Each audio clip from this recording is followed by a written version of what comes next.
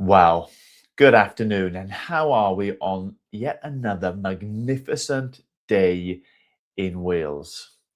For a lot of us, it's probably too hot, always too hot, if anything, and we're probably coming off the back of a very sleepless night, just exploding from 10 degrees to 30 degrees in the space of a day. And really, that is a picture for us of what we are coming together to pray for online. As we're praying for Cantigymru, 100 churches to be planted across Wales over 10 years, and the desire that the church of God, that the kingdom of God would just explode in our nation, that it would go from this kind of like simmering as it has been for decades upon decades, and through God's kindness, through the power of his spirit, which we were celebrating Pentecost last weekend, through the witness of his people, that there would be revival, that there would be renewal.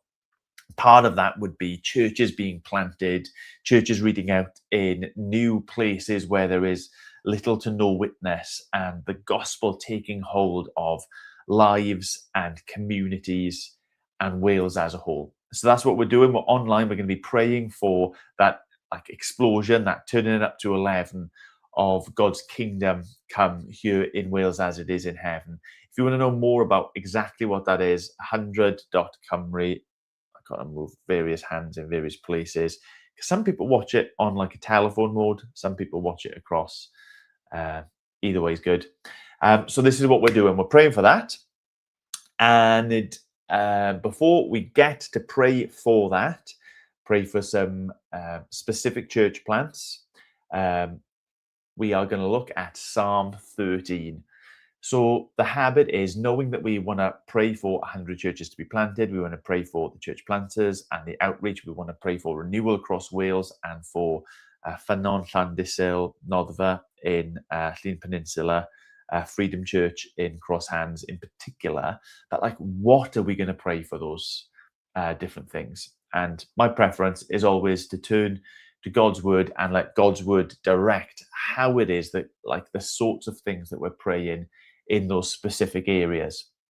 Today we're on Psalm 13, so we're going to read it, reflect on it, a couple of things, how that shapes our prayers, and then we're just going to get on and pray for them. Psalm 13, for the director of music, a psalm of David.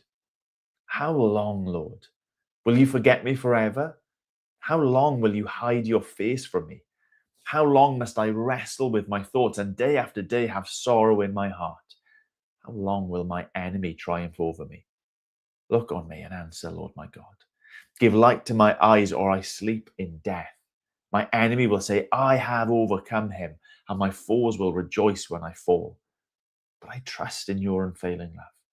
My heart rejoices in your salvation. I will sing the Lord's praise, for he has been good to me. So it's a prayer that's prayed, a psalm that's sung out of struggles and difficulties and that sense of just hopelessness, perhaps, that the world has gone to pot, that those who oppose us, God's people, and God himself are on the ascendancy, and it's just perpetual, on and on and on and on and on. And we've all got to admit that it feels like that at times. Imagine, especially in church planting, I know from church ministry, it can feel like there's never progress being made. And so I guess one of the things is that we should be praying like strictly along the lines of this whole thing, of moving ourselves from a place of despondency, disappointment, into trusting in God, singing his praises, rejoicing in him, knowing that the present situation is not the ultimate and final situation. We've been looking at 1 Peter so far in May as a church, and like, our salvation has a goal, our salvation has an end, the revealing of Christ, the renewal of all things, his return, the consummation, the new heavens and the new earth coming together. But actually, as I was reading through this, one of the thoughts I had is, how many of us actually have reached this point with the nation of Wales? How many of us have actually feel in the depths of ourselves the same way that David did in his life. Like, he had reached the end, he was desperate, he was despairing, and he was crying out to God. And I rather fancy that most of the church in Wales, maybe some of the guys who are planting, have got to that point of just contentment. This is the way it is, and I'm happy with that. I've got jobs to do, I've got people to minister to, and I'm just going to crack on happily. I still remember the first day for Wales a couple of years ago, and the fellow came over from America, and he was teaching about travailing prayer, travailing, of how prayer in the scriptures is something which is like out of heartbreak. It is something that comes up out of deep longings in our souls.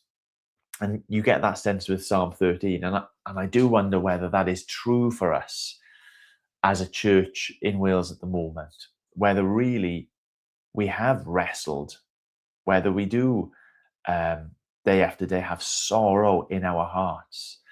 I don't think it's a bad thing that we would pray that God would break our hearts for this nation. That we might, like, on the one hand, be excited, yeah, God can do great things, revival would be wonderful.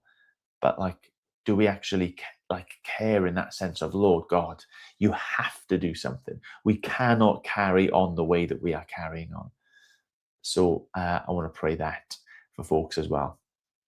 I mean, it's just great to be then shown in that situation. Where is it you go with that frustration or with that despair? It's to him. It's renewing our faith in him, our trust in him, and our hope in him, isn't it? I trust in your unfailing love.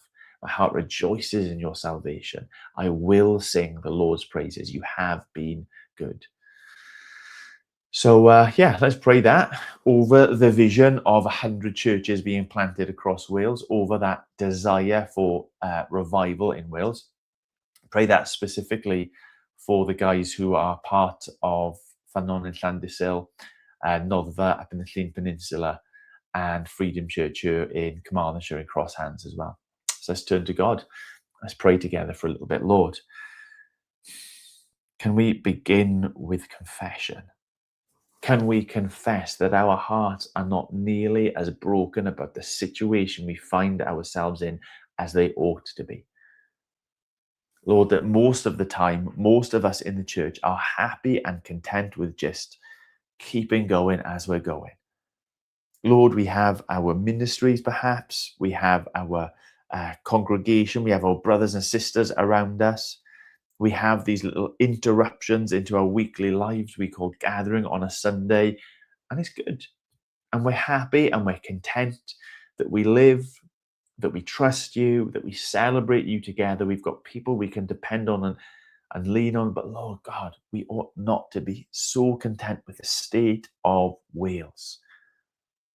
Lord, we might even have this as an idea, as a notion in our minds of revival being a fun thing, an exciting thing, but it's not out of a place of desperation. It's not out of a place of deep sorrow for the need that there is in our land. 100 churches would barely scratch the surface.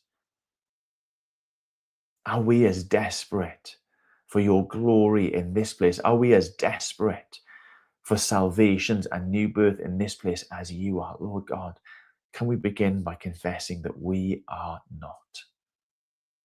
And I pray for specifically for those who are part of these church plants in Llandysul, in the Llyn Peninsula, in Cross Hands, Lord God, that you would be breaking their hearts as you are breaking the hearts of your whole people, the church across Wales. That a good start would not be enough, that kind of getting some roots down and feeling established wouldn't be enough. But we would desperately desire to see new life, new birth. Those communities, Llandysul, the peninsula in the north, Lord, Cross Hands itself being a place that is transformed and changed. As we look around, Lord God, we see so much brokenness in each and every community throughout this land. Brokenness in lives, in households and families, in places of work. Lord, help us to be a people who wrestle day after day with sorrow in our hearts, because we, like you, want more for this place.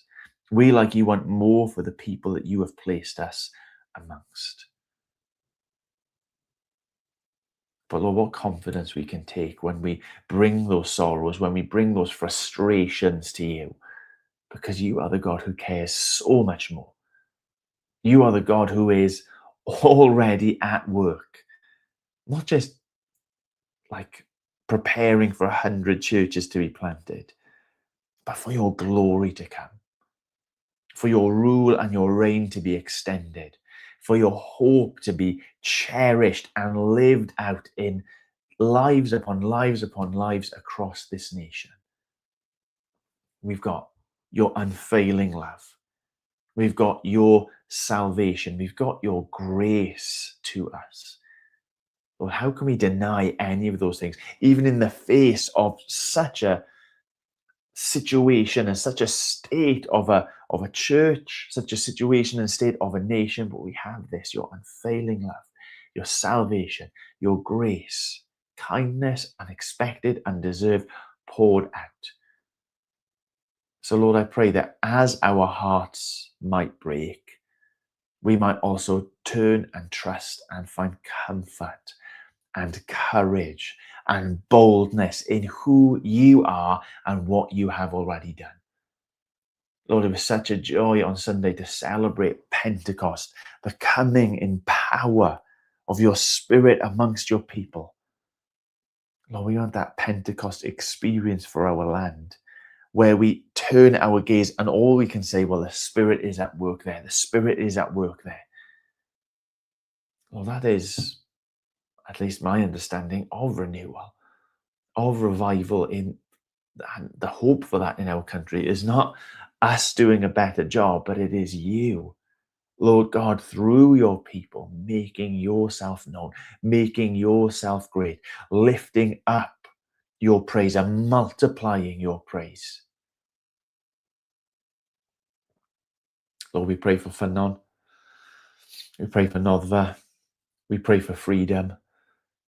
And we ask, Lord God, that they would know the blessing even this week through conversations that they would have, through proclamation that they might make. They would have the joy of knowing new birth and new life amongst them. Lord, I pray it for the church here in Amphib, for my church, for the other churches, that we would see the effect of your Spirit applying the work of Christ and encouraging the heart of the Father, Lord, by your kingdom growing in this place, your will being done, that your rule and your reign being extended through men, women, boys and girls coming and seeing and savoring. Lord, they've tasted perhaps for the first time and recognizing how good, how precious, how powerful you are. Lord God, that you would give people in these places, Llandyssil, the Llyn Peninsula, Carmarthenshire, Crosshands and Ammanford, Lord God, you would give them an appetite for you. Lord, you are good. You are sweet. You are satisfying. Your gospel is so filling, Lord God. So let us be a people who are clinging to your unfailing love, who, though our hearts may be filled with sorrows, ultimately rejoice in your salvation. And though we might hear the voice of those around us saying that you have been overcome, that the church has been overcome, that hope is lost, that we would actually hear your praises multiplying in this nation. Testimony after testimony after testimony of people who will say, you have been good to us. So Lord, we ask in your strength, for your glory, that you would save many, that you would build your church, that you would multiply congregations across this land. Lord, come, work amongst us, work through us, work beyond us. In Jesus' precious name. Amen. Amen. Okay. Well, it's only quick, but we're committed to it. We do it every single week. Kids on holidays, no matter what, we're here and we're doing it. You don't just pray by jumping on with me. You can pray yourself. One of the things that they're doing over on Cantigymry is trying to encourage 100 hours of prayer a day for the 100 churches to be planted. And that's basically people going on the website, signing up, committing to doing at least 15 minutes of prayer a day. This is my commitment. I share it with everyone else just to kind of show an example how easy it is to give that small sacrifice. So head over there, 100.cymru yourself as a website, sign up to be prayers too.